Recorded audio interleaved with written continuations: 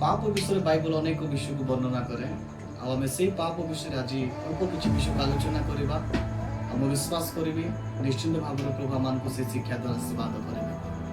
पाप कहले प्रभु को विरुद्ध जेकोसी कार्य करवा ताहा पाप अटे।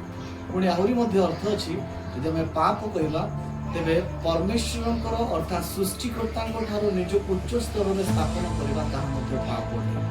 पुणी परमेश्वर आज्ञा सकल को बाध्य होगा पाप अटे। आ सहित सहित निज जीवन मालिक होगा पाप अटे।